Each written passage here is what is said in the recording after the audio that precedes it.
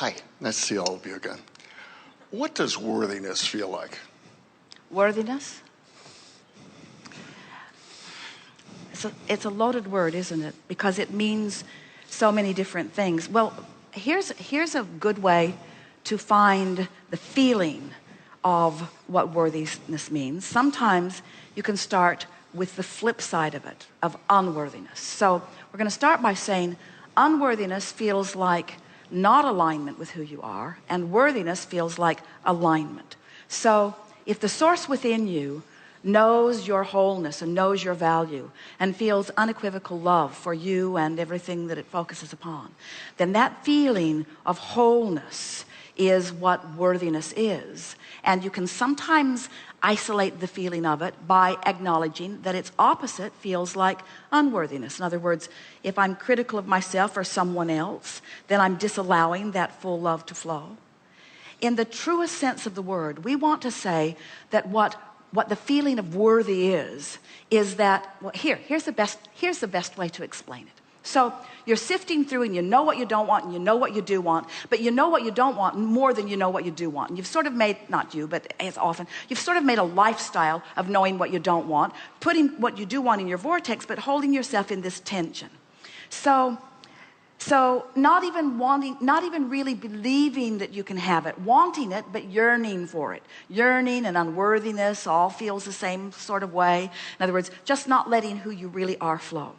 But then you come into the knowledge that you create your own reality, and you come across understanding that your emotions are your indicator of your alignment or not. So you begin disregarding more of what's going on, and you begin reaching for alignment. You begin milking good moments. You begin playing them out more, and you begin managing your relationship with your vortex a little more. And then right before your eyes, you witness a manifestation of something that has not been happening, and you completely understand that now it is turning and is yielding to you what you want, and you know it's because you managed your relationship with your vortex. That is worthiness. Okay. In other words, it's true knowledge of the power that is you. A lot of people just give lip service to that. They want to be powerful, but when you start knowing with everything that you are affecting manifestations, especially those that you are told cannot be affected.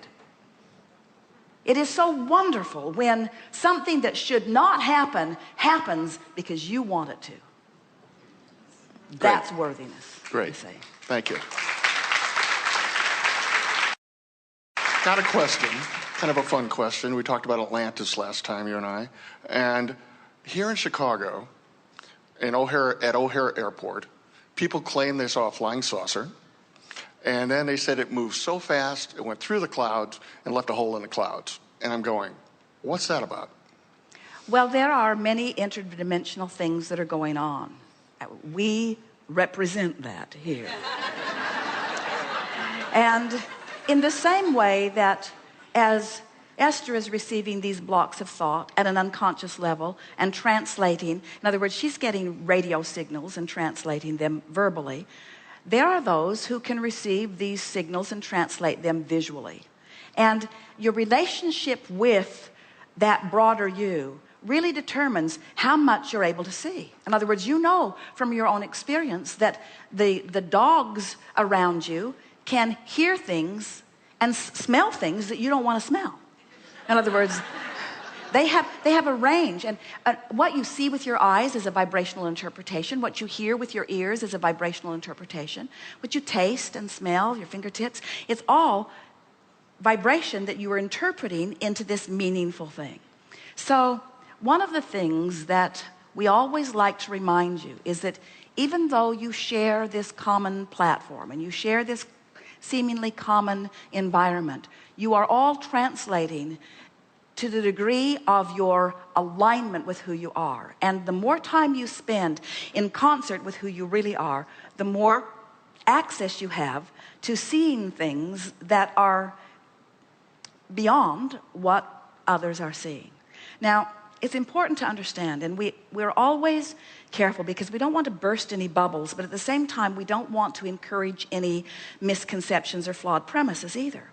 This is a vibrational universe, and what you see manifesting around you is in response to your vibrational stance. This platform that you're born into, and the solidity of it, the common denominator of it. In other words, the fact that so many people are sharing a similar platform gives you the bouncing off place.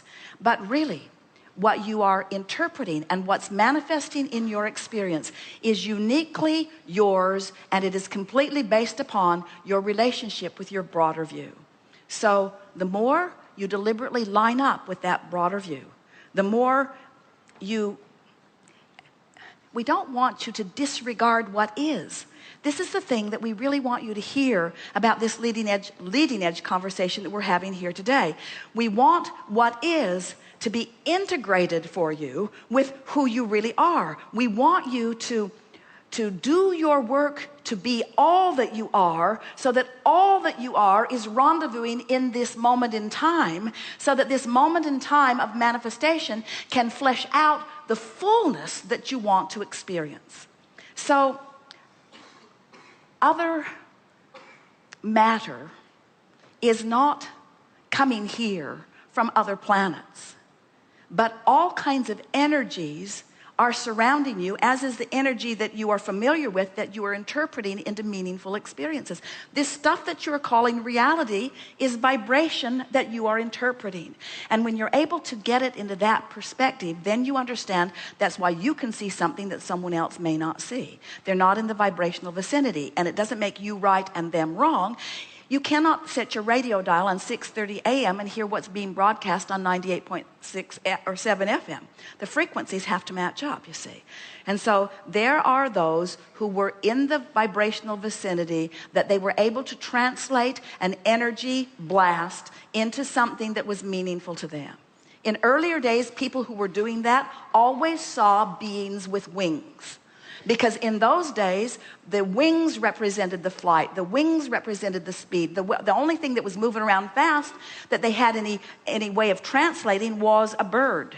And so they translated non-physical energy into things that had wings. Today, some people are still doing that because they haven't got up to speed with the technology of non-physical.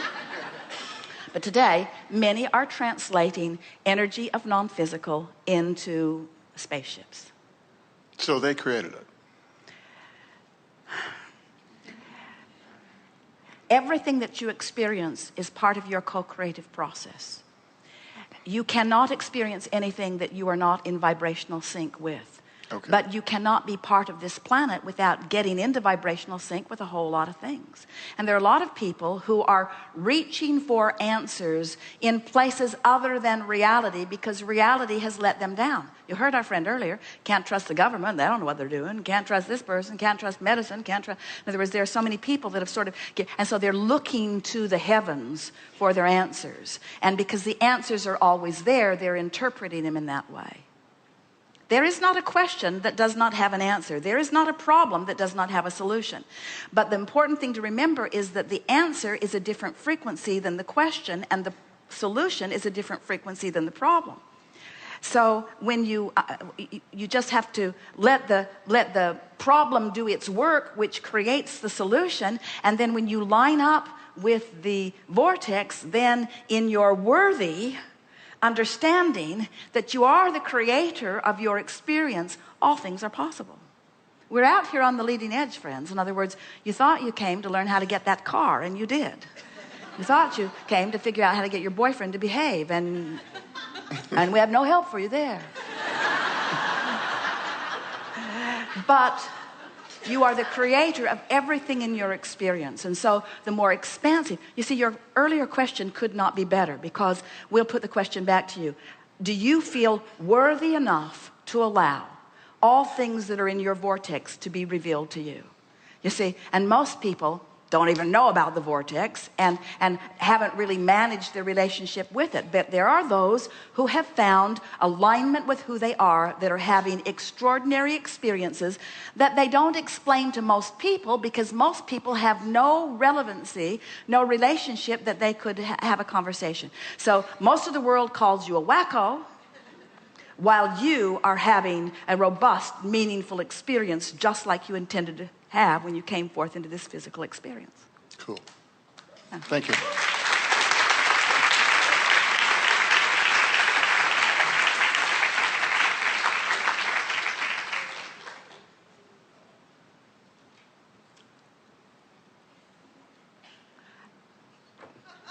Don't make us come and get you. Look at us and stand up. Yes.